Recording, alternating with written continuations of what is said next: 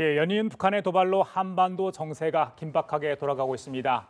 다시 미국 내에선 군사적 옵션 얘기가 나오고 있는 가운데 유엔 총회가 내일 개막합니다. 이 시간 신범철 국립외교원 교수 모시고 북한의 도발과 국제사회 동향에 대해 얘기 나눠보도록 하겠습니다. 안녕하십니까, 교수님. 예, 안녕하십니까. 자, 문재인 대통령이 오늘 오후 3시에 이제 뉴욕으로 출발을 했습니다. 유엔 총회 참석자 이제 갔는데 북한의 도발이 이처럼 강력하게 또 수준이 굉장히 높은 상황에서 유엔 총회가 열리지 않습니까? 이번 유엔 총회 어떤 의미가 있다고 보십니까? 그래서 말씀하신 대로 아무래도 북핵 문제를 집중적으로 제기하는 그런 자리가 될 겁니다.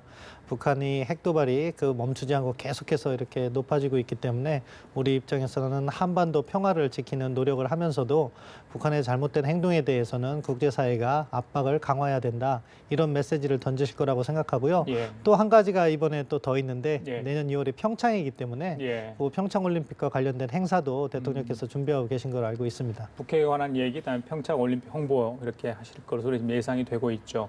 자, 마지막 날에 이제 유엔 총회 기조 연설을 하는데 기존에 이제 대화와 제재 이야기를 많이 하지 않습니까? 지난번 또 베를린 구상 선언도 있었고 사실은. 그래서 이번에 과연 유엔 연설에서 국제사회에 어떤 얘기를 할지 상당히 궁금하거든요. 저는 수위도 굉장히 높을 것 같아요. 예, 뭐 압박 부분은 강조하시겠지만 예.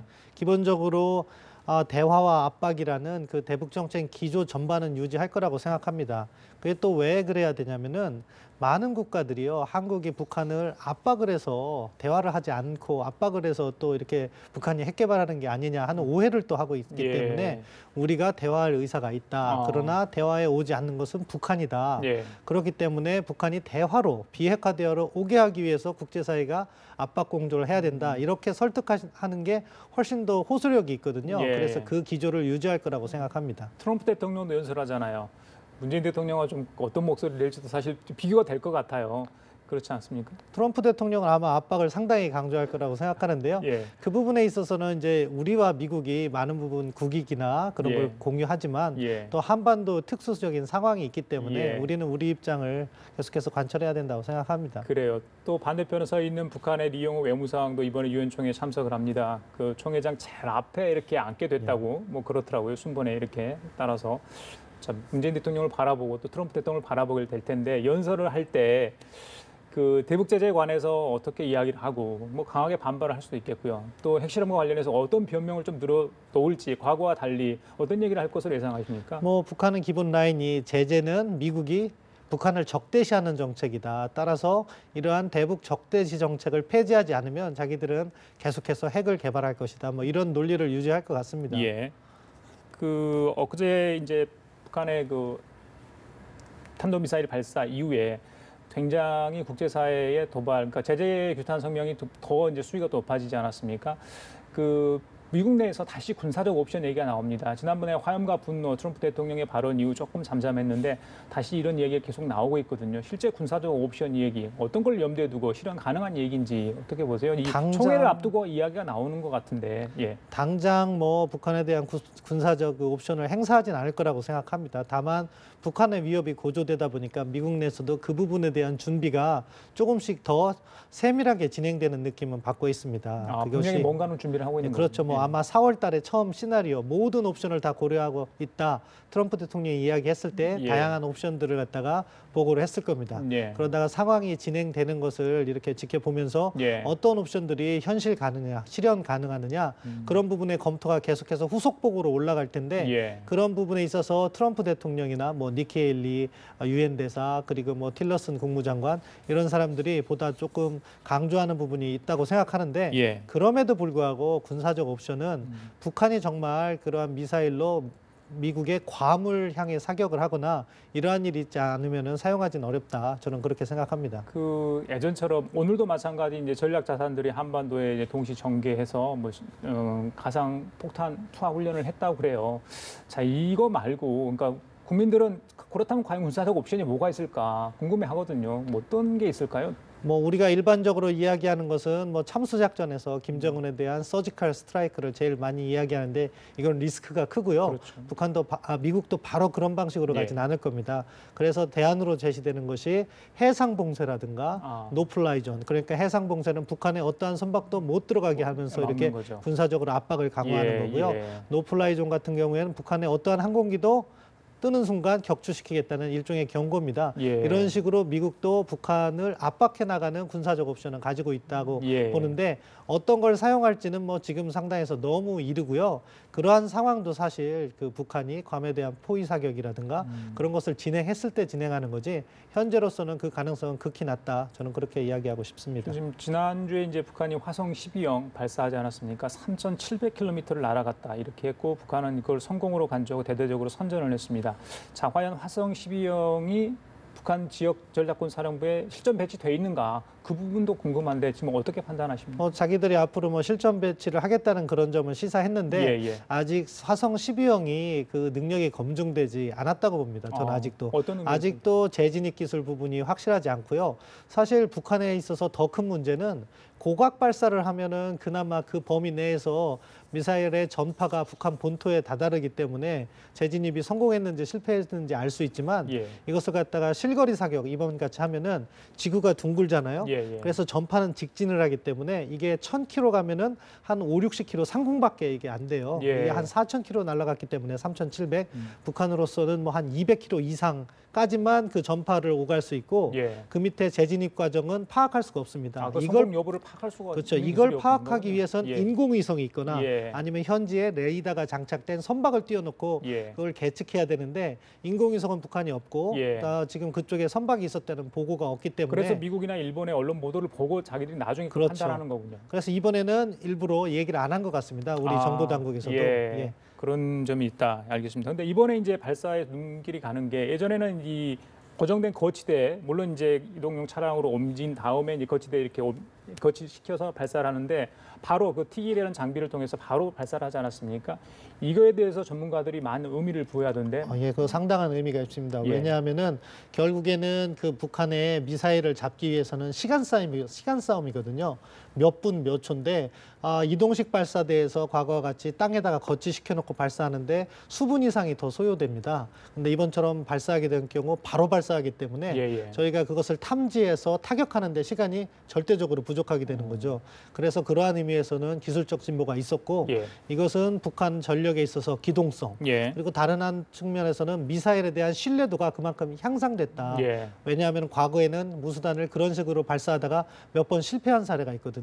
근데 지금 화성 12형은 신뢰도가 높기 때문에 이제 바로 발사하는구나 하는 걸 저희가 추측해 볼 수 있습니다. 그렇다면 수분 내에 발사한다면 저희들이 이제 나중에 그 킬체인이나 원점 타격을 하잖아요. 도발 원점에 대해서. 그런데 이미 뭐 움직였거나 그러면 타격이 안 되는 거네. 그렇죠. 그렇기 때문에 아주 그 기동성을 우리가 우려하는 부분이라고 생각합니다.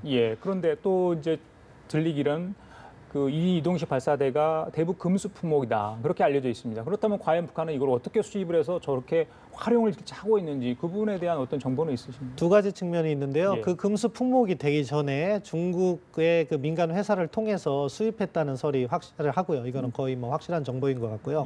그래서 갖고 있는데 나중에 그것이 북한의 군사 퍼레이드에서 목격된 다음에 그걸 갖다가 압박을 가하니까 이제는 그쪽으로 못 들어오니까 민간용으로 해서 그 통나무 벌목하는 그런 트럭을 개조해서 사용하고 있습니다. 예전에는 군수용으로 들어왔는데 이제는 민간용으로 들어온 거를 전환해가지고 이렇게 사용으로 전환했습니다. 어떤 텔은 완전히 군사적인 텔 모습을 그대로 갖추고 있는데요. 이동식 발사대 모습을. 어떤 것은 그것을 갖추지 못한 것도 이렇게 저희가 파악이 되더라고요. 그래서 일부는 통나무용 통나무를 실어 나르는 그런 트럭을 개조했구나 하는 걸 파악할 수 있었습니다. 충분히 그 발사의 충격을 흡수할 수 정도의 그런 시설입니까? 이동식 발사대라는. 뭐 군수용은 확실히 그렇게 할 테고요. 민간용을 개조한 것은 신뢰도는 떨어질 텐데 그럼에도 불구하고 북한이 그런 식으로 해서 계속적으로 개발시키고 있기 때문에 그 역량을 저희가 무시할 수는 없다 그렇게 생각합니다. 알겠습니다. 그리고 이제 김정은 위원장 이번에 그 화성 12형 발사 직후에 핵무기의 종착역이라는 발언을 했어요. 그래서 끝을 보고 가는 거 아니냐 이런 이야기가 나옵니다. 과연 김정은이 말하는 핵무기의 종착역은 뭘 말하는지. 북한은 뭐 늘 이야기했습니다. ICBM으로 미국을 핵폭탄 공격을 할 수 있는 그런 능력을 갖겠다 이렇게 얘기했기 때문에 예. ICBM에 핵탄두가 장착된 것 그것을 의미한다고 생각하는데요. 이번 화성 12형 같은 경우에는 조금 일찍 이야기했습니다. 화성 12형은 사실 ICBM은 아니거든요. 그런 측면에서는 북한도 약간 초조하다. 그런 것을 갖다가 드러낸 것으로 보는데 아무튼 북한의 입장은 확고한 것 같습니다. 핵 능력을 개발할 때까지는 비핵화 대화에 복귀하지 않겠다. 그것이 북한의 메시지라고 생각합니다. 교수님, 핵과 이 미사일을 만들려면 돈이 필요하잖아요. 그렇다면 이게 한두 푼이 드는 돈이 아닌데 물론 지금 주민들이 굉장히 경제 상황이 어렵다고 하지 않습니까? 그럼 이 북한의 김정은은 이 돈을 어떻게 마련하는지 물론 이제 그 불법 탈법을 해서도 방음줄을 마련하겠지만 익히 알려진 바로는 그러니까 외화 수입, 그러니까 그 송금하는 돈도 만들 수 있고요. 뭐 위조 화폐들 만들 수 있고 여러 가지 방안이 지금 나오고 있던데 실제 그 부분 중에 가장 큰 포션을 차지하는 건 어떤 겁니까? 먼저 두 가지로 나눠봐야 되는데요. 사실은 북한이 제대로 된 제재를 받기 시작한 것은 작년 1월인 거죠. 안보리 결의 2270 4차 핵실험 이후에 그 이전까지는 북한 경제는 성장일로에 있었습니다. 따라서 상당한 외화를 축적했을 거라고 저희가 추정할 수 있죠. 그 다음에 안보리 제재가 계속해서 이제 만들어지는 과정에서 북한이 뭐 이렇게 수출용 철광석이라든가 석탄이 금지당하고 이제 임강옥도 금지당하고 하면서 이제 외화를 벌을 수 있는 수단이 줄어들겠죠. 그런데 다른 한편으로는 지속되고 있다고 저희가 추정하는 것이 무기 수출이라든가 불법적인 화폐 만들어서 유통시킨다는 것 그런 부분에서 일정한 수입이 있을 거라고 생각합니다. 저희는 이제 그것까지도 이제 찾아가지고서 끊는 노력을 해야겠죠. 그리고 하나 아직도 남아 있는 것이 북한이 해외 수출 해외 노동자를 보내서 수입을 올리는 것이 1년에 한 5억 달러 정도로 추정되고 있는데 그건 아직 막지 못하고 있습니다. 그런 돈들을 가지고 미사일 개발에 투자하는 거라고 생각합니다. 그 위조 화폐, 뭐 슈퍼노트 이런 이야기 하지 않습니까? 그 부분은 여전히 그러니까 전 세계적으로 이렇게 활개를 치고 있는 겁니까? 과거에 뭐 90년대, 2000년대 초반까지는 그것이 뭐 이렇게 미국이 그런 사례도 잡고 해갖고서는 확실했는데 최근에도 슈퍼노트를 만들어서 찍어내는지는 사실 좀 의문은 개인적으로 갖고 있습니다. 그렇지만 그러한 과거 전력이 있기 때문에 지금도 하고 있다는 추정은 해볼 수 있겠습니다. 아, 그래요. 알겠습니다. 자, 그리고 문제는 이제 10월 10일 노동당 창건 기념일 그 즈음에 또 다른 도발 이야기. 그러니까 계속해서 이런 말씀을 드리게 사실 시청자분들이 죄송스러워요. 지금 북한은 항상 준비되어 있는데 자꾸 도발을 이야기를 하는 것 자체가 그런 긴장을 조성하는 거 아니냐 이런 뭐 지적이 나올 수 있기 때문에 말씀드리는데 그럼에도 불구하고 여쭤보면 이제 화성 12형을 했었습니까? 그렇다면 이후에 뭐 정부 쪽에서는 추가 핵실험 이야기도 나오고요. 다른 유형의 어떤 ICBM 이야기도 나옵니다. 어떻게 예측을 하십니까? 북한은 자기 로드맵대로 갈 거라고 생각합니다. 그래서 뭐 우리가 새로운 제재는 당분간 없겠지만 북한에 대한 압박이 강화되면서 그 북한은 그것을 대응하기 위해서 추가 도발할 가능성은 언제든지 있다고 생각하고요.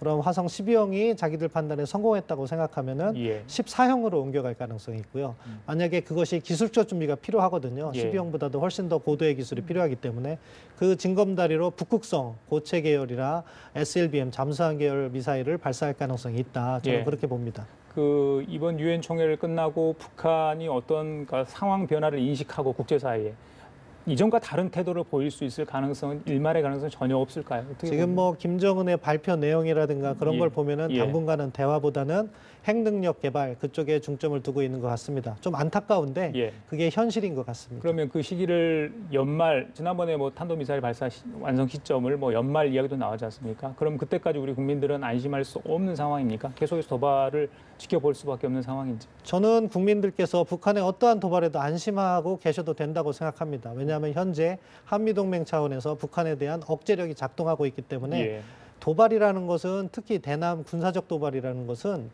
확실히 자기가 승기가 있어야지 하는 겁니다. 이기지 않는 도발은 불가능한 거거든요. 따라서 북한이 하고 있는 전략 도발은 뭐 자기들 나름대로의 로드맵이지만 우리의 안보 이익을 지금 당장 시장을 불안하게 하거나 국민들의 생명을 위협하는 것이 아닙니다. 잠재적인 거죠. 따라서 그 부분은 국제사회의 압박을 통해서 우리가 관리해 나가면 되고요. 평시에는 평안히 경제활동 하시면서 즐겁게 사시면 그게 최고라고 생각합니다. 그래요. 알겠습니다. 자, 지금까지 신범철 국립외교원 교수와 함께 얘기 나눠봤습니다. 말씀 잘 들었습니다. 감사합니다.